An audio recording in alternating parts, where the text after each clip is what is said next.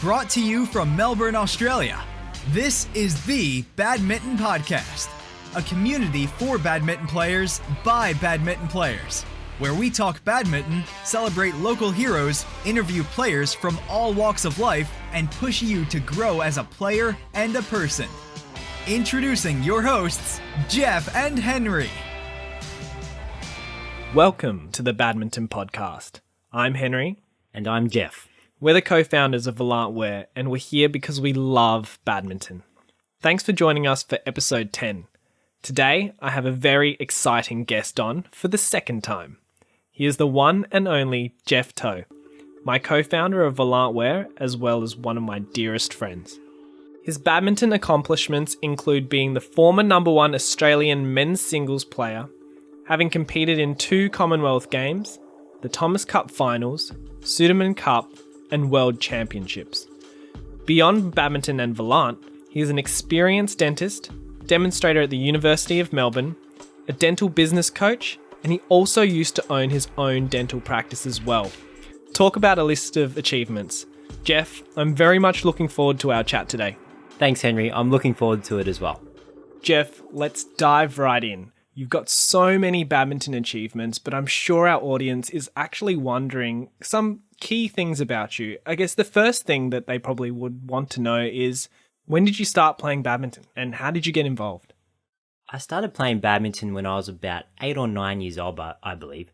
So I'm coming on to over 22 to 23 years of playing badminton, so it's been a really, really long time. I started in Bendigo where I grew up with my family. My older brother and sister, they used to play tennis, and then they started to get into badminton. And at that stage, I didn't really go into tennis at all. I went straight to badminton. So I literally followed my brother and sister onto the court. And they got involved because my dad, he grew up in Malaysia and he used to play in Malaysia as well. So like I said, about 22 to 23 years of playing badminton until today, and I'm still playing and still loving it. That's an incredibly long time to be playing a sport, and today I did get schooled by you, Jeff. We did have a session at Unique Badminton Centre in Melbourne, Australia today, and Jeff took me to the courts, took me on the school bus, unfortunately. Not really. I think you're giving me a lot more credit than I deserve, Henry, and I think you're going easy on me because of my old body and hips and not moving very fast. So don't take that credit away from yourself. He's actually a really good player. Maybe some of you will get to see some of the rallies that we managed to play successfully today as well soon. So Jeff, moving on from how you started playing badminton, we just talked about how you really got started, but when did you really get serious about it? And tell us about that journey. So growing up, I played badminton, I also played soccer, and I also was a swimmer. I was a swimmer and soccer player before a badminton player, and hard work, I don't know, it just came really, really easy for me at the start. So even when I was in primary school, I was swimming training before school and after school. And I was getting some really good swimming results up until about the under 10s level. And what I blame it on is that me being Asian, I could compete with the Caucasians when we were all short and we were really young. But once they started to grow and started to get a lot taller than me, I really found it hard to actually keep up with them. And of course, when I couldn't keep up with them anymore, I lost a bit of motivation. I actually went into water polo as well because I love throwing balls around. I had good hand-eye coordination as well. And I really did enjoy soccer because there was a real team environment. My dad was the coach. He used to make us train really, really hard. I remember one time it was raining and everyone was really excited and said, "We don't have to train today, it's raining." We literally did squat and duck walk. So basically squatting and walking in a squatting position for that whole session, and everyone hated it and everyone hated my dad for it. But my dad and I often laugh about the time that we did the duck walk and everyone was complaining. So initially I just started playing a weekly pennant competition in Bendigo for badminton. Every Friday night, just a junior competition, and I used to love it. Used to play badminton Friday nights and then soccer Saturday mornings. And then there became a stage where my brother and sister, they were training with an ex-Olympian. His name was Paul Stevenson. And we were really lucky to have him in Bendigo. I didn't start training with Paul Stevenson right away. I had my own coach. Her name was Yvonne O'Neill. I'm not sure what she's doing at the moment, but I do remember her name because she was the one who started coaching me at the very beginning. And then from there, I did graduate into the other training squad headed by Paul Stevenson. And that involved morning trainings, afternoon trainings after school straight away. So like I said, hard work was something that just came naturally to me. And I was really, really lucky because I had my brother and my sister to follow. So they were doing it. So of course I did it. And of course my parents were so supportive, and they would be our chauffeurs, take us to training in the morning and in the evening. And that was just something that we did as a family. So I'm really, really appreciative of their support. Otherwise I'd be nowhere near where I am right now. So it was in late primary school, so probably at around 10 years old when I started to take it really, really seriously. And I do remember a certain point in my life where I decided that, hey, I want to do really great things with badminton. And that was when I was 11 years old. I went to watch my brother play in the under 17 age group in the June Bevan Trophy. Basically, what it is under 17 players from all around Australia and New Zealand competing against each other. And when I was watching them, I was just a spectator watching my brother and the teams. I fell in love with it, the team environment, the cheering, the clapping, the level of play. And I actually went to the Victorian team manager, so the state team manager, and said, hey, I want to be playing here next year. From an 11-year-old in the under 17 age group, that was a pretty ridiculous call to be actually saying that. But little did I know, I was making a public declaration about my goal, and that got me even more committed. I trained even harder, and fortunately enough, the very next year I was 12 years old and I was playing in the state team against the under 17 players. So from about the 10, 11-year-old mark, that's when I decided, hey, I really want to do great things, and that's when I really started training hard for it. And that's also when I stopped swimming and stopped playing soccer as well and just focused on badminton. Wow. Jeff, because I know you, I know how much drive and motivation you have in all aspects of your life, but I'm sure the audience can tell from your story and your journey through badminton, even at the tender age of 10 to 11, that no matter what you do, you give 110%. Just on that comment, Henry, there's something my mum always used to tell me. And it didn't really mean anything at the time, but it has really shaped my life, and I'd love to share it with everyone. She said to me, Jeff, whatever you do, do with all your might, because things that are half done are never right. And I know it sounds like it's rhyming and it's a bit cliche and it's a little bit silly, but that's honestly how I've lived the rest of my life. It really does seem like you live out that motto in your life, Jeff. From me being around you so closely, I can truly attest that is exactly how you are as a person, whether that's professional, personal, whether that's badminton. So thank you for sharing that with our audience. I want to come back to when you talked about your first experience at the under-17s June Bevan tournament watching your brother, and you talked about how you fell in love with the sport, the cheering, the camaraderie, the community, and the level of play. Can you share with the audience what it is about the sport that you have grown to love beyond that? I think I've grown to love the sport just purely based on the merits of the sport and what it involves. I know that a lot of people on the podcast in other episodes, and I have said in the past, that I love it because badminton it's an all-round sport where you need to be good at everything. And that's what I really love about.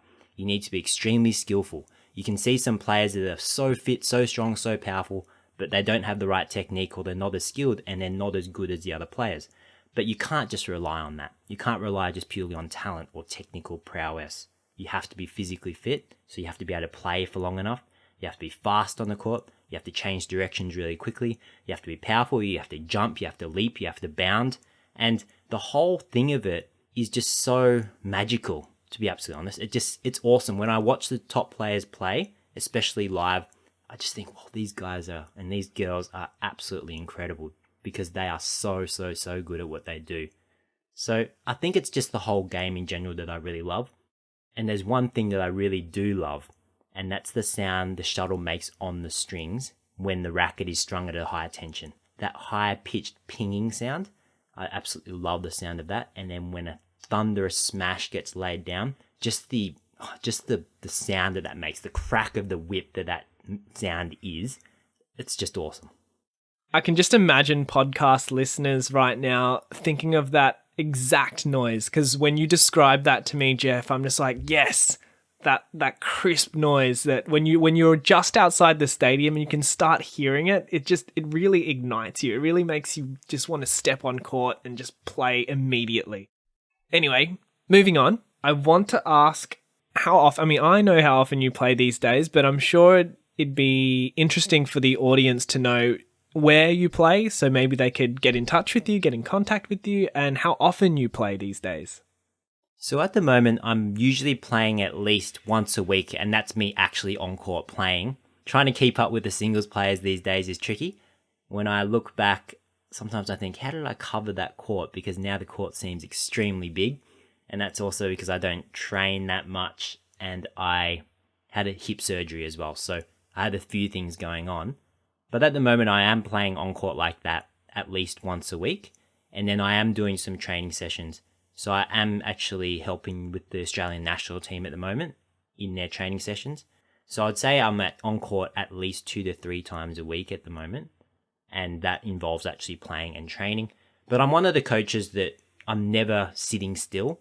I literally warm up as I would if I was training, because I'm usually running around, helping to spar, helping to feed. I'm not really a static coach, and that's just my coaching style.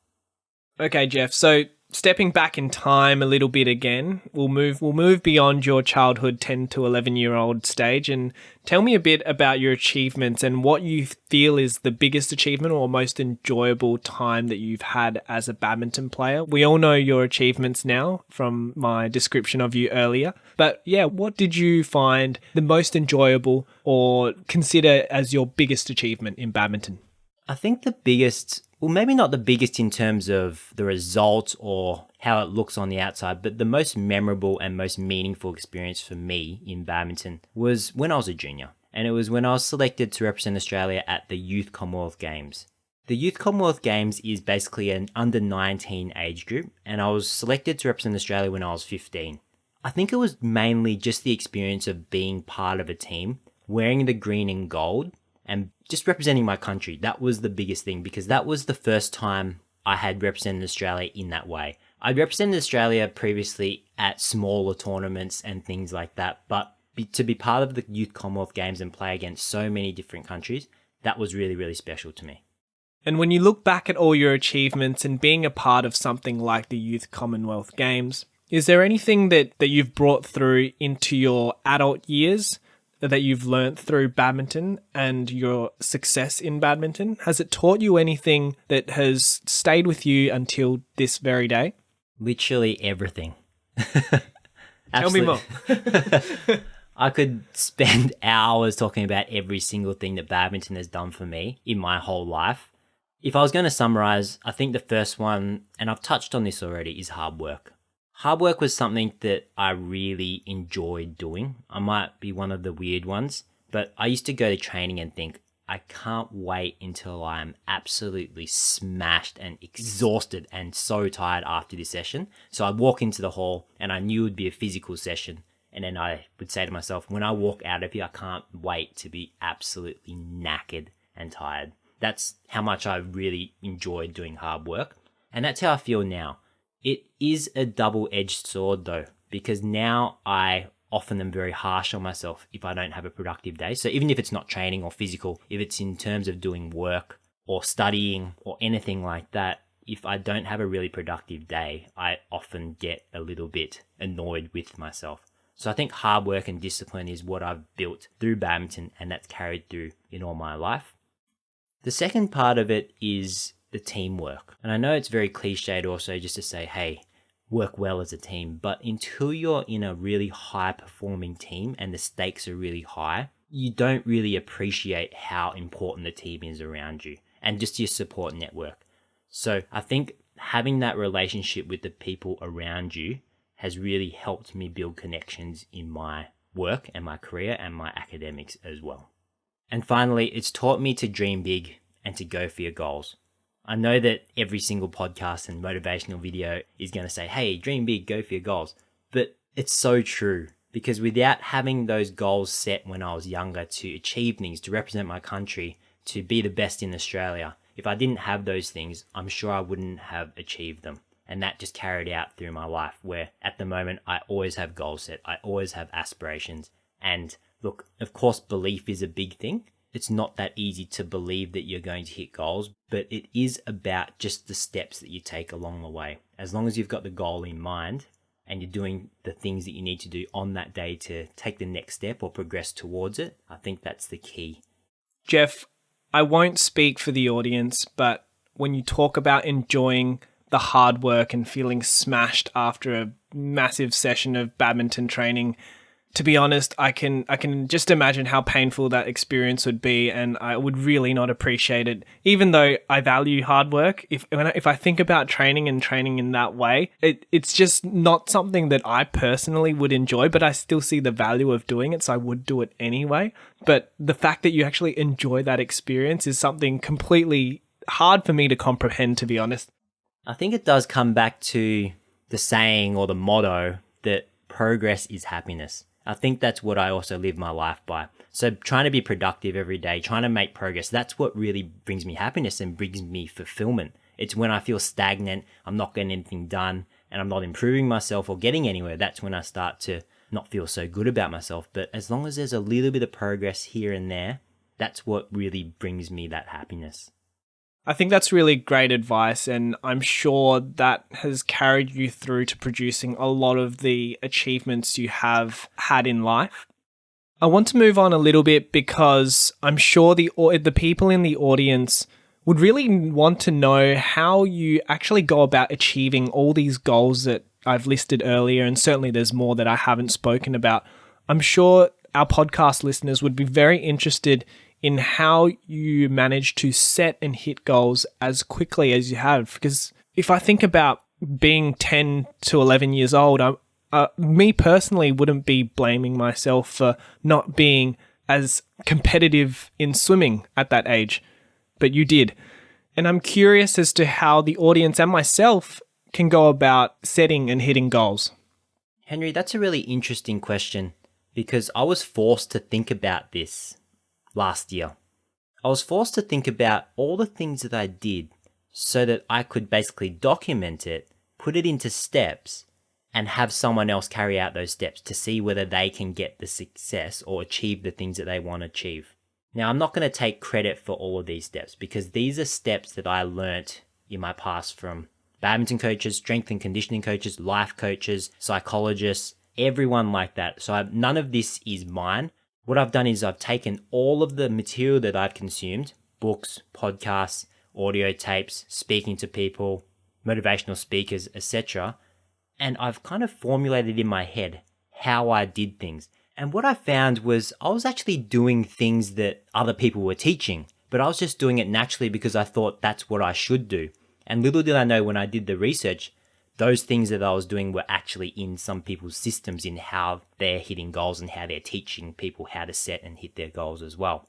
So basically, based on what I learnt throughout my whole life, I developed a few steps as to how someone could implement the same system or a similar system that I did and achieve their goals. And what I found was there were 5 main steps, and I'd love to share them with everyone on the podcast. So step 1 is to understand your mindset. So mindset, I know that is a word that's thrown around a lot, positive mindset, blah, blah, blah, but it is so important. So mindset to me involves beliefs. So your belief systems, because if you don't have a empowering belief system, you're never going to do anything. The second one is fears. If you're too fearful to move ahead, of course you're going to stay stagnant and not get out of your comfort zone. And then there's expectations. So that comes with fears as well. So what are the expectations that you've placed on yourself and what have other people placed on you? And last thing is alignment. Alignment's just a fancy word to describe you making sure you do everything in your power to attract and bring the things that you want in your life. For example, if you want to lose weight, the alignment part of it is that you're not going to fill your pantry full of junk food. If you're thinking of losing weight and your pantry's full of junk food, they're not in alignment. So that's a simple example of that. So that's step 1, mindset. Step 2 is to have clarity in your goal or your desired outcome. And not only that, you need to know why you actually want it. Not just because that's not going to get you out of bed at 6 a.m. in the morning. You need to know why you actually want your goal, and that's going to fuel and drive your motivation. The third one is to make sure that we are using our time well. So that involves planning, that involves not procrastinating, and that involves making sure that we're putting time aside to actually get these things done. Because life's busy. It's so easy just for you to fill up your calendar with unuseful things that aren't actually going to get you from where you are now to where you want to be. So using your time well is step number 3. The second last step, so step number 4, is making sure you take action. So not just any action, but action that's clear, directed, and purposeful in the direction of where you want to be heading. And lastly, step 5 is about celebrating your successes. So taking the small wins, being grateful for where you are, and lastly, to keep improving. Because if you're not improving or growing, then you're dying. So Jeff, just to recap, let's go through those 5 steps very quickly for our audience. So step 1 is changing your mindset. Maybe you already have that mindset, but if you don't have that mindset, then it's really important to make sure that you're going into this with the right frame of mind. And for those of you who are actually curious about what kind of actions you can take to help with changing your mindset, I'll definitely recommend reading this book called The Magic of Thinking Big, because I think it's a really great way to get your mind rewired in the way that Jeff has been trying to explain to you all. And it's literally a book on my bookshelf that we're looking at right now. That I lent to Jeff. The stars have aligned. Anyway, and then you would move on to step 2. So determining what that goal is and why you want to achieve it. And step 3 is actually getting a plan organized so you can get ready to actually hit those goals. And step 4, probably my favorite, is taking massive action. There's too many people out there that love to talk about what they want to do, what they want to achieve, but it's all about execution. It's all about taking action. So step 4 is probably my favorite out of the 5 steps.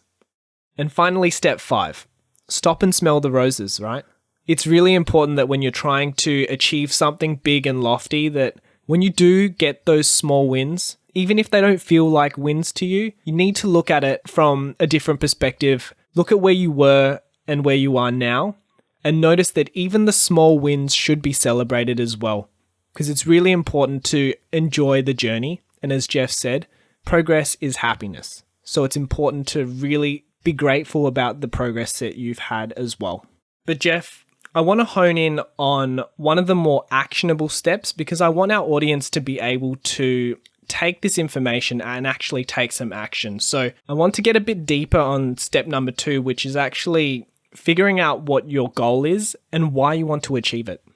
Henry, so I know that you said that step 4, taking massive action, was your favorite step, which is a really important action. But out of all the steps, my favorite step is step number 2, because I feel that this is where the magic begins. So if you're listening to this and you want to take these notes, please do so. If you're driving, please don't. We need to make sure that you're safe on the road. But Ask Siri, Henry says. But of course, if you do want to go back through this and write these down, I think these are really invaluable steps that you can take. So the first question that you want to ask yourself when you're doing these, there's 6 questions in step 2. The first question is, what are your aspirations?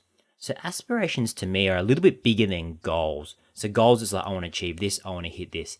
Aspirations is more, say, your life's mission. So it could be to do everything to the best of your ability and to don't put limits on your potential. What this is, it's kind of like a bit of a framework, and it keeps you honest, because when you go and set your goals, if they're not in alignment or they're not conducive of your aspiration, you know it's probably not the right goal for you. So after you find your aspiration, you need to have a look at where you are right now. In order for you to use a map or a GPS, we need to know where we actually are now so that we know where we're heading. So in no particular order, you can use different aspects of your life and rank from 1 to 10 where you feel you are right now. So 1 being, I'm nowhere near where I want to be, and 10 is, hey, I'm basically exactly where I want to be. So these aspects of your life or areas of your life can be career, business, finances, health, happiness or fulfillment, relationships, your contribution and your service, your possessions, so what you actually own, traveling or experiences, etc. So you can make any categories that you'd like. So if you know where you are now, because you've ranked them from 1 to 10, then you'll know where you want to be. And that's question number 3 that you ask yourself. Where do you want to be? Let's just say for career, you're at 5 out of 10. Where do you want to be? Do you want to be at 8, 9, 10? Write it down so you know where you actually want to be. Once you've figured out where you want to be in these different areas of your life, ask yourself the question, why do I want to be there? And write it down. Write down the answer. Don't just think about it. Usually the why will come from 2 areas. The first thing is the pleasure that you'll experience when you get there. What is the great pleasure, or what will you experience that's amazing, that's ecstasy when you actually achieve that goal? Or what will you feel if you don't do this? What pain will you feel? What regret will you feel? Usually our motivations and why will come from either pain or pleasure. So write it down. Why do you actually want to be there? Why do you want that goal? Question number 5. What are the traits of a person that would achieve this goal? This one is really, really powerful and I love it. It's based around identity. Let's use weight loss for an example. So if your goal is you want to lose 10 kilos, so basically you are 70 kilograms now and you want to be 60 kilograms. What identity do you need to have in order for you to be that person? Someone who has lost 10 kilograms, their exercise regime and their diet is a lot different than someone who's just put on 10 kilograms. So when you think about the traits of the person you're becoming, you need to live and be that person. Because if you're still the person that's 70 kilograms and you still do the things that the 70 kilogram person does, then you'll never be 60 kilograms because you're not adopting the lifestyle, the habits and actions of what that 60 kilogram person is doing. And finally, step number 6, what actions do you need to take to get from where you are now to where you want to be? These can be simple things, progressive things. You don't have to have every single step down to get you to where you want to be. You just need one step. And then when you've done that, you figure out the next step. You just have to go one foot ahead of the other and find out what do you actually need to do to achieve this goal. So just as a recap, the first one, know what your aspiration is. What's your big goal? What is your vision in your life? Step number 2, identify where you are in the different aspects of your life. You can rank them from 1 to 10, but where are you right now? Step number 3, where do you actually want to be? What are your goals? Step number 4, why do you want to be there? Is it because the pain you'll experience if you don't get there? Or is it the absolute pleasure you'll experience when you do? Step number 5, what's the identity of that person? What traits of that person do you need to have and adopt in order for you to be that person? And finally, step number 6, what are the actions that you need to take? You don't need every single step, you just need the next step. As you can probably tell, Jeff is an incredibly structured person, and it's no surprise that he's achieved so much already. What I really like about some of these steps that I'll talk to you all about is that sometimes you just need to ask, who is the person that I want to be, and what would they do in this situation? And I like how all of these questions that you ask yourself really go back to a key word that I like to think about, which is motivation, or how it was derived, motive for action. Because even though, as I said earlier, that my favorite step was step number 4 and taking massive action, it's important to know what the motive is. And Jeff has clearly outlined how everyone who's listening to this podcast can actually go about determining what that is. Yeah, Henry, as I said before, I think this is the spark. This is where it all begins, because without these, you're not going to be able to take massive action. And even if you write it down and force yourself to take the action, how long is that going to actually last if you haven't identified why you want to be there? Knowing why is so important, because no one does something just for no reason. They need to have a really strong why. And to follow on from that, if your why is strong enough, you'll figure out how. Jeff, to be honest, I'd really like to go over the other steps with you, but we just don't have enough time today. So hopefully just one step is going to be enough for our podcast listeners. If you are serious about setting and hitting your goals, and you're listening to this podcast and doing the questions and answers in your head, that's just not good enough. I'm sorry. If you're looking to hit your goals rapidly, I'd really suggest that you'd pause this podcast, rewind it, and go through the steps again, but write everything down. because if you do write things down, you make a personal commitment to achieving those goals that you set for yourself. As an addition, those questions that I asked, I have a template that I can actually send to anyone if you want it. So it doesn't encapsulate every single one of those 6 questions, but it does a lot of them, and it can really help with structure. So it can give you the structure, the template, and all you need to do is fill it out and it will ask you those particular questions. And for some of you, this may not even be enough. You may have more questions from doing this exercise, and you might want to get in touch with Jeff himself. I'm more than happy to answer any questions that you might have about the step that we went through, or any of the other steps, or just a general chat. So if you do want to get in touch to ask some questions, you can just find me on Instagram, Facebook, and on our website. On Instagram and Facebook, my handle is Volant Wear, VOLANTWEAR, or you can also shoot your questions across on the website, www.volantwear.com. Jeff, I find it strange thanking you for coming onto this podcast, but thank you so much for providing value to our podcast listeners today. It's my pleasure. To be absolutely honest, I love speaking about this stuff. I can speak about this stuff all day, just as I can about my love for badminton. But this is also a real passion of mine because I think there's so much power in doing these processes. And it's just something that everyone knows they should be doing, but they're not doing it. Everyone knows the importance of setting goals, aspirations, taking action. But it's not about what you know, it's about what you do. And you don't know it until you do it. So go out there and get serious about your goals, guys. So for everyone listening, thanks so much for tuning into the Badminton Podcast. We'll continue to push you to grow as a player and as a person, past your comfort zone. Make sure that you keep sharing your love of the sport with everyone that you know, so that we can all show the world how incredible badminton is. Because it really is. This podcast was brought to you by Volant Wear, the most versatile badminton apparel you'll ever own.